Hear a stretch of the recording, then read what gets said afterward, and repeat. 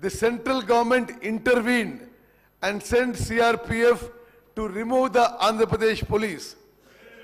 In view of the historical injustice and the current situation, this House hereby resolves that the government of Telangana shall not hand over control of common projects to KRMB unless the conditions put forth by the state have been fulfilled, which are as follows.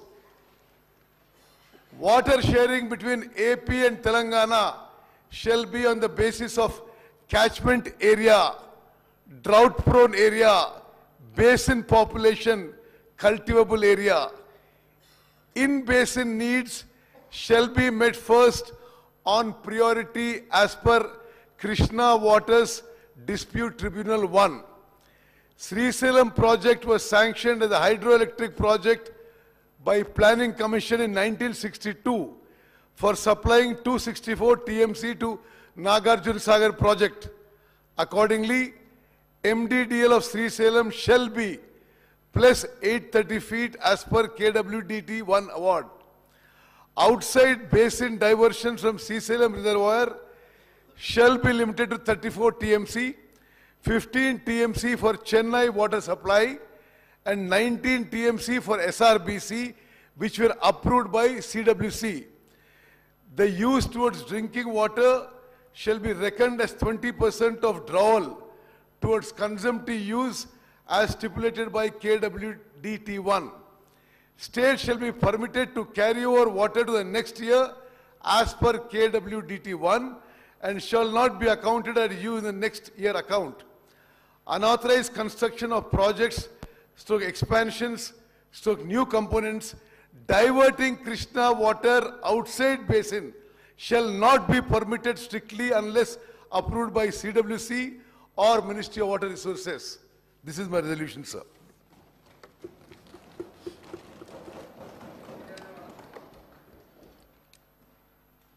Resolution moved. Now I requested the Minister for Irrigation explain the object of resolution. Speaker, sir, with your permission, I'd like to explain the aims and objects of the resolution and related issues through a PowerPoint presentation. We request for your permission for the same. Sir, very briefly, I'll try to cover certain issues regarding Krishna River projects and issues related to that, because ఈ గత 3-4 వారాల నుంచి తెలంగాణ రైతాంగానికి, తెలంగాణ ప్రజానీకానికి కొంత అపోహలు, అనుమానాలు ఉండే విధంగా కొందరు పెద్ద మనుషులు మాట్లాడుతున్నారు.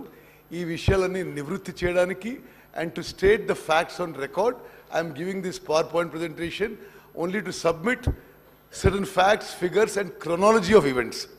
Next. So we will just cover background of this issue, then Krishna Water Disputes Tribunal 1, Bachawat Award, Andhra Pradesh Reorganization Act, the terms of reference to Krishna Waters Disputes Tribunal 2, chronology of meetings and events from 2014 to till date, and government resolution, I have already moved it. Next. Next. సరే, మీ అందరికీ తెలిసినట్టుగా భారతదేశంలో గంగా నది, గోదావరి తర్వాత కృష్ణా నది is the third longest river.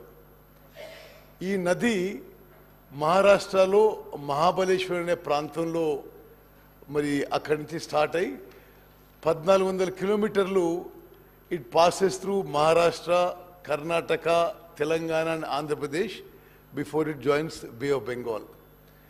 River has 13 major tributaries and principal tributaries, including Ghataprabha River, Malaprabha River, Bhima River, Tungabhadra River and Musi River. ఈ నది తెలంగాణ రాష్ట్రంలో నారాయణపేట్ జిల్లాలో తంగడి విలేజ్ దగ్గర ఈ నది తెలంగాణ రాష్ట్రంలో ఎంటర్ అవుతున్న విషయం కూడా నేను మనవి చేస్తున్నాను. Next the Google map. ఈ నదీ ప్రవాహం ఒకసారి మనం పరిశీలన చేద్దాం. ఏ విధంగా ఈ నదీ ప్రవాహంలో ప్రత్యేకంగా శ్రీశైలం రిజర్వాయర్ పై గత 10 ఏళ్లుగా గత పాలకుల నిర్లక్ష్యం, అశ్రద్ధ, అసమర్థత వల్ల ఏ విధంగా తెలంగాణ రాష్ట్రానికి కృష్ణా నదీ జలాల్లో మనకు అన్యాయం జరిగిన విషయం నేను ఈ గూగుల్ ఎర్త్ మ్యాప్ ద్వారా తెలియజేస్తున్నాను. ఈ రివరు మహాబలేశ్వర్ మహారాష్ట్రలో మొదలై just go along the flow. ఇది మహారాష్ట్రలో 115 కిలోమీటర్లు ట్రావెల్ చేసి కర్ణాటకలో ఎంటర్ అవుతుంది. కర్ణాటక నుంచి ఇక్కడ ఒక హిపార్జీ బ్యారేజ్ అని, ఆ తర్వాత మూవ్ ఫర్దర్ ఆల్మట్టి డ్యామ్ దగ్గర వాళ్ళు స్టోరేజ్ చేసుకుంటున్నారు. ఆ తర్వాత నారాయణపూర్ దగ్గర, ఆ తర్వాత కృష్ణా నది ఇప్పుడు ఈ తంగిడి అనే ఈ విలేజ్ దగ్గర it enters the Telangana state. Telangana state enter అయిన తర్వాత జూరాల రిజర్వాయర్ ఉంది. అక్కడ గతంలో కట్టిన ప్రాజెక్ట్ విషయం మీ అందరికీ తెలుసు. I will not go into details of that. Then it comes down and then we come to Srisailam reservoir. Srisailam దగ్గర తుంగభద్ర కూడా ఇక్కడ జాయిన్ అవుతుంది. శ్రీశైలం రిజర్వాయర్లో స్పీకర్ సార్, ఇక్కడ మీ ద్వారా గౌరవ శాసనసభ్యులందరికీ తెలంగాణ రైతాంగానికి తెలియజేయాల్సిందంటే, తెలంగాణ రాష్ట్రం ఏర్పడ్డది తెలంగాణ నదీ వాటాలు రివర్ షేరింగ్లో గతంలో అన్యాయం జరిగింది. అందుకోసమే ఆనాటి యూపీఏ ప్రభుత్వం తెలంగాణ రాష్ట్రం విషయం పార్లమెంట్లో ఆమోదించి తెలంగాణ రాష్ట్రం ఏర్పాటు చేసింది. తెలంగాణ రాష్ట్రం వచ్చిన తర్వాత నదీ జలాల విషయంలో తెలంగాణకి న్యాయం జరుగుతుందని చెప్పి అందరూ ఆశించారు. తెలంగాణ రాష్ట్రం ఏర్పడిన తర్వాత ఆనాటి టీఆర్ఎస్, ఈనాటి బీఆర్ఎస్ ప్రభుత్వం అధికారంలోకి వచ్చింది. ఈ 10 ఏళ్లలో గతానికంటే ఎక్కువ తెలంగాణ రాష్ట్రానికి కృష్ణా నదీ జలాల్లో అన్యాయం జరిగిన విషయం నేను ఫ్యాక్ట్స్ అండ్ ఫిగర్స్ మ్యాప్ ద్వారా మీ అందరికీ కూడా శాసనసభకి తెలంగాణ ప్రజానీకానికి తెలియదలుచుకున్నారు. ఇప్పుడు మనం పోతిరెడ్డిపాడు హెడ్ రెగ్యులేటర్ని చూద్దాం. పోతిరెడ్డిపాడు హెడ్ రెగ్యులేటర్ మొదట సామర్థ్యం 11,150 క్యూసెక్ల సామర్థ్యంతో అది ఫస్ట్ టైం ఆ హెడ్ రెగ్యులేటర్ క్రియేట్ చేయబడింది. అది 1983లో ఎన్టీ రామారావు గారు ముఖ్యమంత్రి ఉన్నప్పుడు. ఆ తర్వాత రాజశేఖర రెడ్డి గారు ముఖ్యమంత్రి ఉన్నప్పుడు ఈ హెడ్ రెగ్యులేటర్ కెపాసిటీ 44,000 క్యూసెక్స్కి పెంచడం జరిగింది.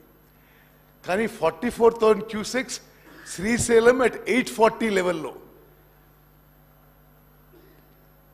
2020లో ఈ పోతిరెడ్డిపాడు హెడ్ రెగ్యులేటరు 44,000 క్యూసెక్ల నుంచి 92,500 క్యూసెక్స్ వరకు పెంచడం జరిగింది.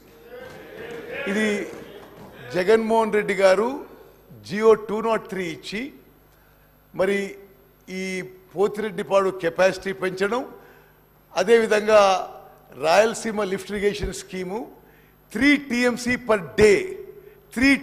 పర్ డే కెపాసిటీతో ఆ జియో 203తో తెలంగాణకి గ్రావిటీ ద్వారా రావాల్సిన నీళ్లు ఇల్లీగల్గా ఆంధ్ర రాష్ట్రం గత ప్రభుత్వం ఉన్నప్పుడు గత పాలకుల మరి ఐదర్ సైలెంట్ అప్రూవల్తో ఈ Pothireddypadu expansion to 92,500 and Rayalaseema lift irrigation scheme 3 TMC per day. ఇది నేను ఫర్దర్ డీటెయిల్స్ తర్వాత వస్తాను. అదేవిధంగా గత 10 ఏళ్లుగా ఇక్కడ Rayalaseema lift irrigation scheme 3 TMC per day గత ప్రభుత్వం ఉన్నప్పుడే నిర్మాణం మొదలైంది. అదేవిధంగా ఈ 92,500 క్యూసెక్స్కి సామర్థ్యం పెంచడం కూడా గత ప్రభుత్వం ఉన్నప్పుడే జరిగింది. అదేవిధంగా మూచిపరి దగ్గర అక్కడ గత ప్రభుత్వం ఉన్నప్పుడు మూచిపరి దగ్గర 6,500కి కెపాసిటీ పెంచారు. మరి కేసీ కెనాల్కి మరో 1000 క్యూసెక్ తీసుకుపోవడం. అదేవిధంగా మల్యాల దగ్గర కూడా 2017లో మరి కెపాసిటీ ఇదివరకు ఉంది 3,850 క్యూసెక్స్ నుంచి 3,600కి పెంచడం జరిగింది. సారీ 6,300 పెంచడం జరిగింది. అంటే నేను ఈ విషయం ఎందుకు హైలైట్ చేస్తున్నానంటే తెలంగాణ రాష్ట్రం ఏర్పడిన తర్వాత కృష్ణా నదీ జలాల వాటాలో గతానికంటే ఉమ్మడి ఆంధ్రప్రదేశ్ కంటే తెలంగాణ రాష్ట్రం ఏర్పడిన తర్వాత ఎక్కువ అన్యాయం జరిగిన విషయం అంకెలతో సహా మీకు ఎక్స్ప్లెయిన్ చేస్తున్నాను. మరి నెక్స్ట్ థింగ్ మీకు ఇంకో ఫిగర్ చూపెడతారు, ఇంకా ఆశ్చర్యకరంగా ఉంటుంది. 2014 నుంచి 2024 వరకు ఏ స్థాయిలో show that map not map go to the next one figures diversion of water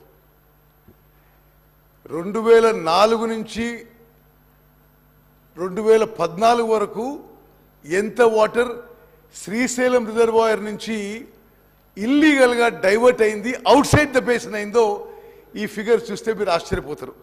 ఎందుకంటే 2004 నుంచి 2014 వరకు అంటే శ్రీశైలం రిజర్వాయర్కి 10,665 క్యూసెక్లు వస్తే 10,665 టీఎంసీ వస్తే 727 TMC out side basin divert అయినాయి. దయచేసి గమనించాలి. 2004 to 2014 total cumulative inflow to Srisailam was 10,665 TMC. The water diverted out of the basin was 727 TMC. Telangana ఏర్పడిన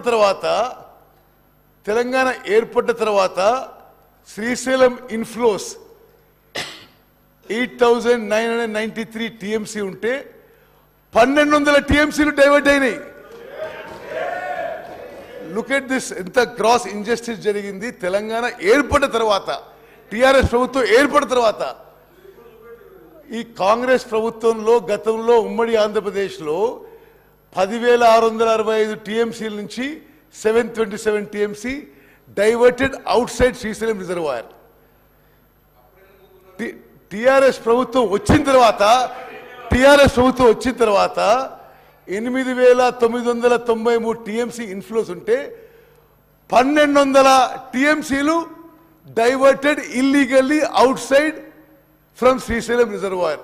అంటే more than 50% illegal drawal of water from Srisailam reservoir Telangana రాష్ట్రం ఏర్పడిన తర్వాత TRS ప్రభుత్వం వచ్చిన తర్వాత ఈ 10 ఏళ్లలో గత 10 ఏళ్ల కంటే 50% ఎక్కువ వాటరు ఆంధ్ర వాళ్ళు తీసుకుపోయారు. ఇది వాళ్ళ పనితీరు అని చెప్పి నేను మనం చేస్తున్నాను. ఇది ఫ్యాక్ట్స్ అండ్ ఫిగర్స్ అనేది. ఓకే, అంటే ఇన్ఫ్లో తగ్గింది, డైవర్షన్ పెరిగింది. ఇన్ఫ్లో తగ్గింది, డైవర్షన్ పెరిగింది. Okay, next. అదేవిధంగా తెలంగాణ రాష్ట్రం ఏర్పడిన తర్వాత స్పీకర్ సార్, తెలంగాణ రాష్ట్రం ఏర్పడిన తర్వాత తెలంగాణ రాష్ట్రం తరఫున కృష్ణా నదీ జలాల కోసం ఈ ప్రభుత్వం చాలా ఇన్కాంపిటెంట్గా, ఇన్ఎఫిషియెంట్గా పనిచేసింది. ప్రపంచవ్యాప్తంగా దేశాల మధ్య కానీ రాష్ట్రాల మధ్య కానీ ఎప్పుడైనా నదీ జలాలు షేర్ చేసుకోవాల్సి వస్తే there are certain factors, known factors. Catchment area, దాన్ని హెల్సింకి రూల్స్ అని, catchment area, drought prone area, cultivable area and population. ఇవన్నిటినీ రూల్స్ మరి ఏ కారణంగానో, మరి అవగాహన లేకనో, అసమర్థత వల్లనో గత టిఆర్ఎస్ ప్రభుత్వం తెలంగాణ ఏర్పడిన తర్వాత 2014లో 2015 నుంచి పోయిన సంవత్సరం వరకు కృష్ణా నదీ జలాల్లో కేవలం 299 టీఎంసీ అడిగి ఆంధ్రాకి 512 టీఎంసీ అప్పజెప్పి తెలంగాణ రాష్ట్రానికి తీవ్ర అన్యాయం చేసిన విషయం మీ ద్వారా యావత్ తెలంగాణ ప్రజానిగా తెలియజేస్తున్నాను. నెక్స్ట్, ఇప్పుడు నేను కొన్ని అంకెలతో విత్ ఫ్యాక్ట్స్ అండ్ ఫిగర్ చెప్తున్నా. నేను మాట్లాడినాక యూ కెన్ రెస్పాండ్. ఇప్పుడు తెలంగాణ రాష్ట్రం ఏర్పడిన తర్వాత కేంద్ర ప్రభుత్వం పిలిచి వాటర్ షేరింగ్ గురించి మీటింగ్ పెట్టిండ్రు. అప్పుడు తెలంగాణ ప్రభుత్వం ఏం చేసిండ్రు? అప్పుడు హరీష్ రావు గారు ఇరిగేషన్ మినిస్టర్, మరి వీళ్ళందరూ ఢిల్లీ పోయినరు. గతంలో ఆంధ్రప్రదేశ్లో ఏ లెక్కలు ఉన్నాయో ఏమో, వీళ్ళు పోయి